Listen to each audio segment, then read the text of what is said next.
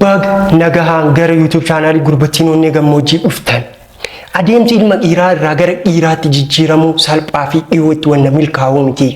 Namoonni hedduu argitaniirta yoo ta'ee fi dhiira ta'anii dhalatan malee osoo dhiira hin ta'in du'anii awwaala yeroo makaman yookiin biyyee yeroo makamanii biyyee ta'an ni argitan. Iddoo awwaalaa keessa namoota ilma dhiiraa ta'anii osoo dhiira hin ta'in du'an hedduutu jira, kumaatamatu jira. Kanaafi gaafiin inni tokkoof tokko atillee akka namoota sanii ilma dhiiraa taatee dhalattee jiraattee duutamoo dhiira dhugaa taateetiin akka dhiira dhugaatti jiraattee duutadha. Namni hundinuu hin du'a dhugaa jiru kun. Garuu ammoo osoo dhiira hin ta'in du'uu caalaa wanni nama saalfachiisu tokko iyyuu hin jiru. Gaaddidduu ilma dhiirummaa irraa gara dhiirummaatti dhiira dhugaatti jijjiiramuu salphaa miti. Gaaddidduu ilma dhiirummaa keessaa gara dhiirummaatti bahuu salphaa miti. Namoonni hedduu akkuma dura kaasee ture gaaddidduu san keessatti yeroo baay'ee gaaddidduu san keessa dhokataniitiin osoo dhiirummaa isaanii baasanii addunyaatti mul'isin osoo dhiirummaa uumaan kenneef san kalaqaan ta'uu mala ispoortii dalaguun ta'uu mala wanna haarawaa kalaquudhaan milkeessanii osoo addunyaatti hin baasin irraa osoo hin fayyadaminii fi namoota biroo osoo hin fayyadin rakkina namoota biroo osoo hin furinii jiraatanii darban. Karaa fi karaalee qabxiilee muraasa akka ilma dhiiraatti jiraannee hin duune nu godhan yookiin qabxiilee muraasa gara dhiira dhugaatti jijjiiramuu keessatti gochuu qabnu muraasa isinii kaasa.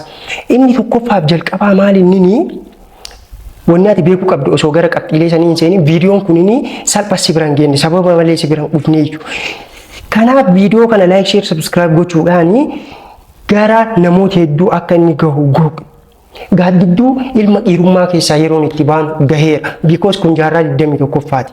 Bara durii argiteerta yoo ta'ee fi abbaan ilmi isaa tokko yoo inni sodaattuu ta'uu isaa beeke maal godhaa? Gara bosonaa kan seenu godha. Bosona seeneetiin bineensota birootiin walloleetiin ajjeesee yookiin madeessee gogaa isaanii qabatee dhufee dhiirummaa isaa hawaasa naannoo isaatiin mirkaneessa. Jaarraa 21ffaa keessatti waan kana godhi jechuu kiyyaa miti. Garuu akkuma isa jaarraa durii akka yeroo hantiin ganda gaazariingiidhaa ilmi namaa jiraataa ture bosona seenteetiin waa wayii hantu gootee adamsitee ajjeestee gogaa isaa uffattee dhuftu aqallee naannoo itti dhalatte isa irraa baateetiin naannoo biraa dhattee ta'uu mala naannoo sanii ta'uu mala garuu waan haaraa wayii milkeessiteetiin milkaa'ina uffattee dhufuu qabda. Milkaa'ina uffatteetiin hawaasa kana deebi'utu sirra jiraataa. Yeroon ilma dhiirummaa irraa gara dhiirummaatti jijjiiramu gaheera. Isa kana milkeessuuf ammoo Gurbattiin Onneen Gammoojjii qophii isi hunda xumuree dhufee jira waan ta'eef YouTube chaanaaliin kun iddoo itti yaadnuun akkanaa ka'anii like, share, subscribe gochuu nu bira dhaabbadhaa. Akkuma sibiilli tokko cimaa akka ta'u jabaa akka ta'u feerroon tokko maaliif salphaa dhufe si fakkaataa? Miti sibiila biraatiin tumameeti. Sigalee ibidda keessatti bilchaateetiin bishaan itti bu'eetiin akkuma sanatti illee dhiira dhugaa ta'uu yoo barbaaddee fi rakkinni ciree kan kee ta'uu qaba. Laaqanni gidiraa kan kee ta'uu qaba. Irbaanni ammoo ganamuu ishee ta'uu qaba. Akkas yoo hin taane abadan ati ilma dhiiraa hin taatu. Kutataa ta'uu qabda dirqama. Dhiira ejjennoo qabu ta'uu qabda dirqama. Inni lammaffaa maaliin namoota wantoota gubbaa kaasee darbeetiin muuxannoo isaanii qoodachuu qabda. Namoota gubbaa irratti kaase kan hin jirami namoota laaqan cireen isaanii ganamuu ta'e namoota irbaatni isaanii gidiraa ta'e namoota wantoota kanneen keessa darban sirri caqasuu qabda. Sirri viidiyoo isaanii ilaaluu qabda. Sirri taasaa isaanii caqasuu qabda. Akkasumas sirriitti barreeffama isaanii dubbisuu sirra jiraata. Namoota akkasii kanneen irraa itti siixeetiin waan wayii hin argattu taanaan abadan dhiira hin taatu. Ifin namoonni kun yoo si arrabsaniyyuu amiin jettee fudhatteetiin muuxannoo isaanii irraa waan gaarii simatteeti daandii isaan irra darban irraa waa barattee milkaa'ina kan keetiif qophaa'aa ta'uu qabda. Ilmi dhiira ta'ee qofaa dhalatee dhiira osoo hin ta'in dhiira dhugaa osoo hin ta'in darbuun qabu. Isa kana gochuuf ammoo poointiin kun isa ijooti. Inni biraamaa inni akka waan namni takkaayyuu si gargaaru qophii hin taane jiraachuu qabda. Akkamiin wanni kun gara dhiirummaatiin na jijjiira jechuu malee deebiin isaa isa tokko laa.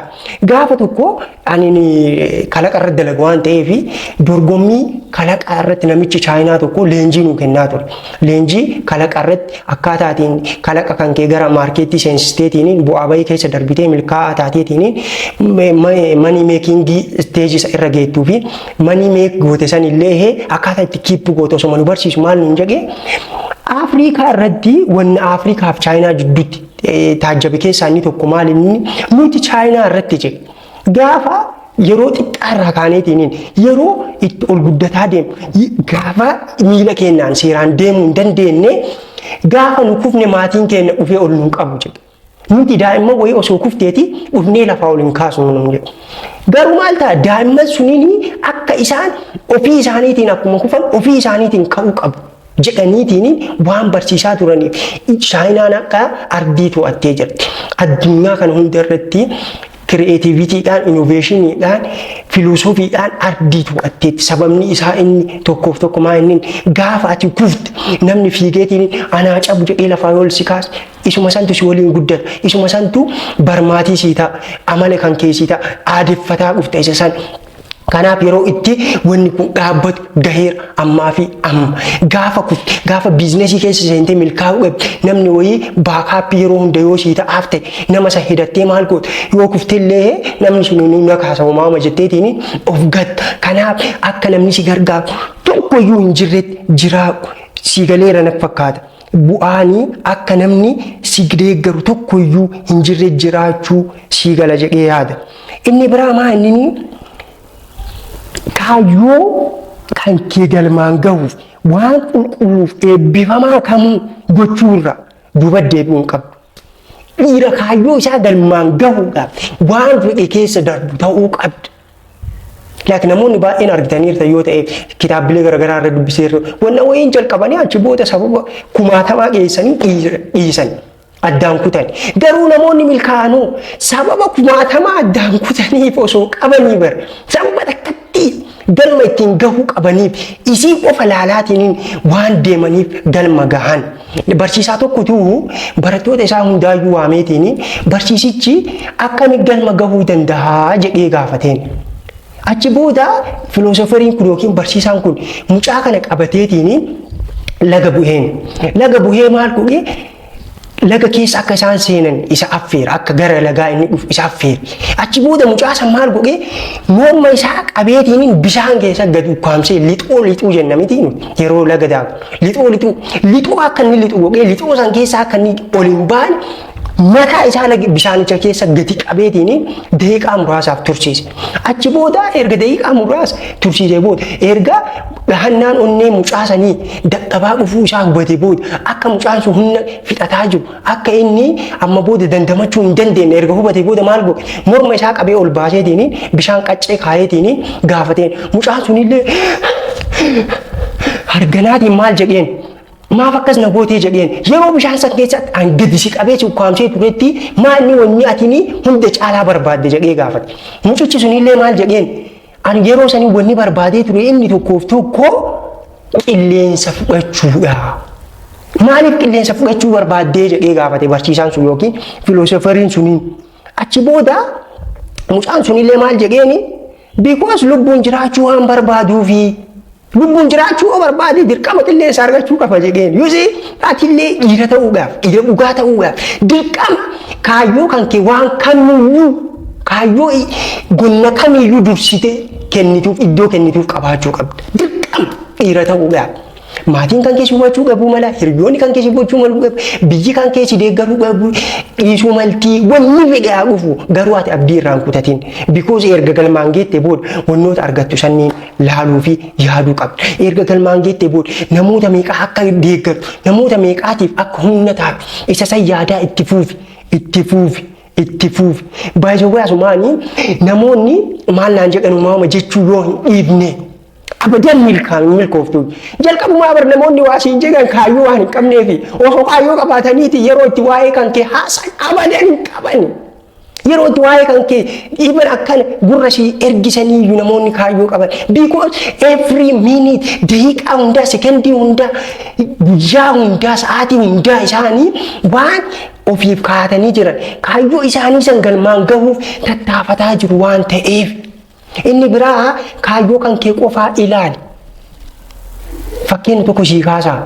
Akkuma dura kaasee ture barsiisaan tokko gaafa wayii taargeettii shuutingii kan jedhamutu jira. Leenjii waraanaa keessatti taargeettii kaa'attee jirutu jira.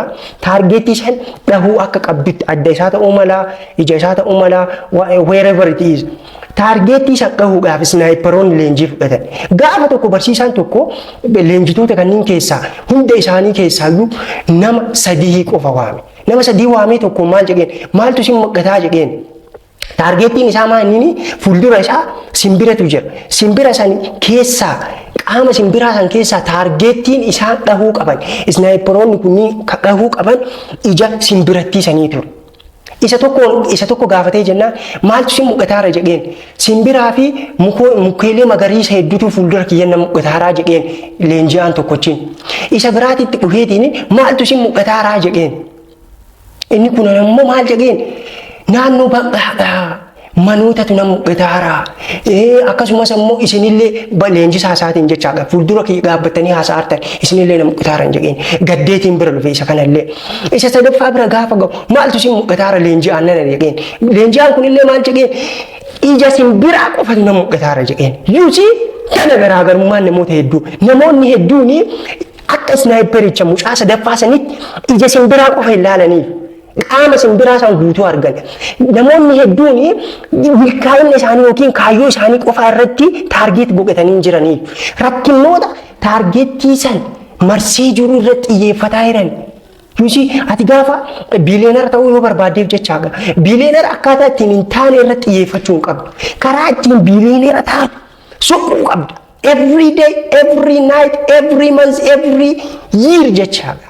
Yeroo hunda haasofni kan akka biileenorota wannoonni ati yeroo hunda caqastu akka namni dhumaatiif inni ijoon ammoo seenaa goototaa caqasuu, barreessuu, dubbisuudha. Loltoonni yookiin ammoo raayyaa ittisa biyyaa keessatti argiteetti yoo ta'e maaliif irra deddeebi'aniitiin seenaa goototaa loltoota sanniin himu, leenji'oota sanniin himu. Because paawarii yookiin enerjii firookeensii haasofni qabu waan beekaniif. Dirqama ati yeroo hedduu irra deddeebitee wanna dubbistu san ni taatamaan. Wanni ati irra deddeebitee dubbistu sammuu kan kee keessatti subconscious mind kan kee keessatti yookiin sammuu kan kee kutaa sammuu kan keetii san dammaqna keessatti dandeettii imeejii wayii uumuu qaba. Kanaaf yeroo hedduu irra deddeebiiti ilma dhiirummaa irraa gaaddiduu ilma dhiirummaa keessaa baateetiin dhiira dhugaa ta'uu yoo barbaaddeef yeroo hedduu irra deddeebiiti seenaa goototaa dubbisi. Podcastiiwwan garagaraa jiru. Akkasumas dokumentariiwwan garagaraa jiru. Dokumentarii sanniin deemi ilaali. Viidiyoowwan sanniin caqasi. Yuusii gootota Oromoo deemi seenaa isaanii caqasi. Murteewwan akkamii akka isaan murteessan. Hawaasa isaaniitiif saba isaaniitiif jedhaniitiin murtee isaan murteessan. Wareegama isaan kafalan. Dubbisi ati ammoo wareegama sanii gara jaarraa kanaaf fidi. Jaarraa 21ffaa keessatti saba kan keetiif qabsaa'uu yoo barbaadde dirqama maallaqa qabaachuu qabda. Dirqama beekumsa qabaachuu qabda. Dirqama dhiira onnee qabu ta'uu qabda. Dirqama dhiira ofitti amanamummaa qabu ta'uu qabda. Isa kanneen ammoo karaa ittiin gonfachuu keessaa inni tokko seenaa gootota kan keetii beekuu fi dubbisuudha. Seenaa isaanii deemee dubbisi. Viidiyoo yeroo ittaanu gaarii qabadhee dhufa. Like, share, comment, subscribe gochuudhaan turaa stay tuned.